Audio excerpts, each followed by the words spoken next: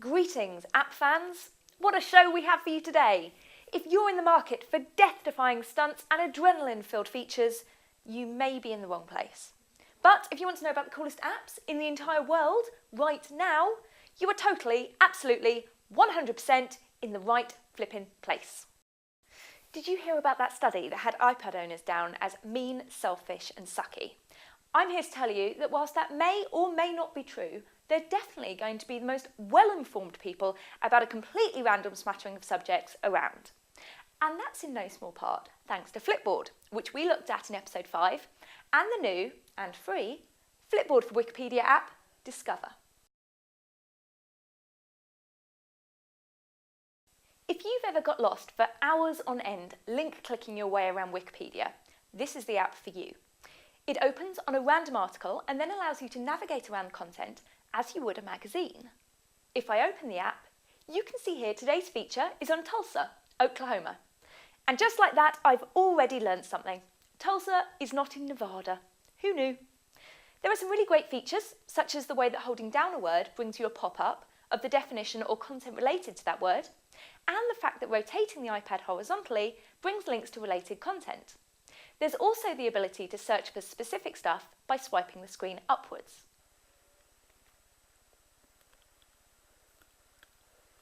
I'm not the first, second, or even 99th person to point out that it's stuff like this that the iPad screen was made for. As you can see, it looks totally, totally brilliant. So, iPad developers, more stuff like this, please. There's only one thing on the celebrity agenda this week, and it is, of course, X Factor. It's no surprise that the stars of the show are desperate for app recommendations to get them through the seemingly endless rounds of ritual humiliation masquerading as talent auditions. And who are we to refuse? Sadly, neither Simon nor Cheryl can make it into the studio today due to someone letting the air out of both of their respective car tyres. What are the odds? But no matter, let's start with Simon. Simon, you look a bit like that Android character, so I can only assume you're a Nexus 1 fan. Now, several X Factor series in, and your insults don't seem to be quite as sharp as they once were, so I recommend the Insults app. Featuring such zingers as, "Of all the people I've met, you're certainly one of them," and "Excellent time to become a missing person," ouch. This will take the brainpower out of being TV's Mr. Nasty.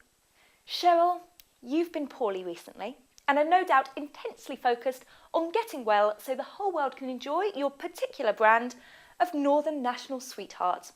No doubt you're dosed up on mum's home cooking, and the doctor's probably prescribed you grade A pharmaceuticals. But did you know the true route to health is through muttering to yourself?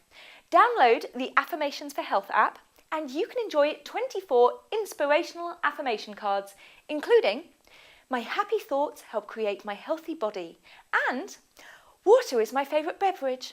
I drink lots of water to cleanse my body and mind." There's even the option to email particularly thoughtful cards to friends. You'll be well in no time. This week's viewer question is from someone I half suspect of being me, except that I don't remember asking this question, although I have constantly thought it. So, the question is this. Is there an app that helps you arrange a night out with friends, which avoids the constant stream of, "I'm free on Monday, are you free on Monday? No, I'm free on Wednesday, how about Sunday? Screw it, let's never meet again," emails?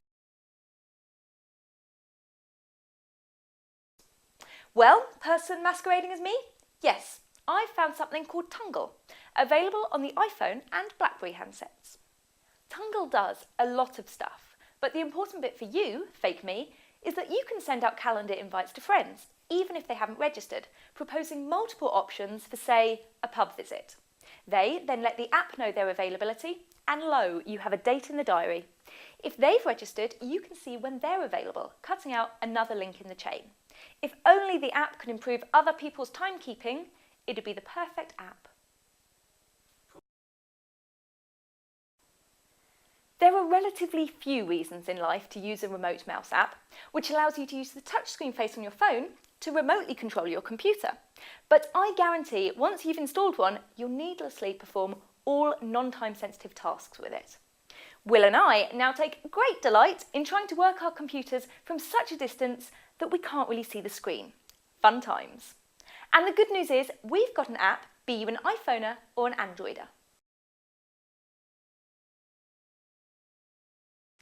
Air Mouse Free is an iPhone app that provides you with an on-screen touchpad and keyboard. Install the server software on your PC and then connect to it over Wi-Fi. It's pretty basic, but it will show you which application you've got selected, so you know you've hit the right one. Upgrade to Air Mouse Pro for £1.19 and you get app-specific keyboards. So you get a new tab button in Firefox, for example. There's also a dedicated media remote, and best of all, it even shows your Mac dock right in the palm of your hand. The Gmote is an Android app. And quite honestly, I feel a bit sad about having to follow Will's remote mouse because this one is, well, basic and hella crashy. On the upside, I suppose, it's dead simple to use. Download the software to your laptop and then let the app find the machine via Wi-Fi. You can then use the phone's touchscreen as a mousepad, which can bring up a pop-up keyboard. Or point the program in the direction of your music or video library and then use it as a media remote, complete with album art. Sometimes, when it's not freezing or disconnecting. Oh God, I'm not going to win this one, am I?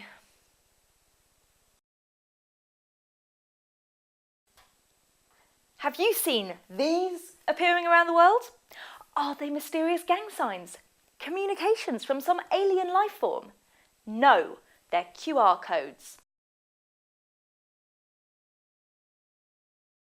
Damn, now they sound kind of dull in comparison. But they're not. These things are magic, as you can take a picture of them on your phone and they'll automatically direct you to somewhere on the web. They're kind of like a visual URL shortener, which makes them perfect for directing people towards, say, links to apps they might like to try out. All you need to do is download one of the QR apps for your phone. On the iPhone, QR Reader is a free version. And whilst it's a little slower than some of the paid versions, it's free, which in my book is worth more than time. For the Android platform, Barcode Scanner is a free app and also scans barcodes and returns product results.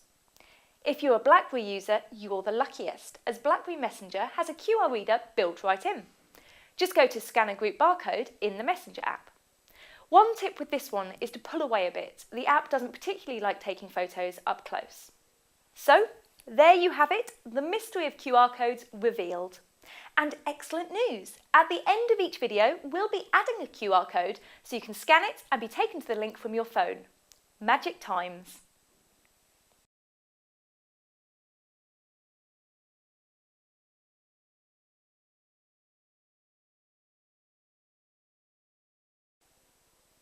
Now seems like an excellent time to thank all those who have already subscribed on YouTube, liked on Facebook, and followed on Twitter. So, until next week, app fans.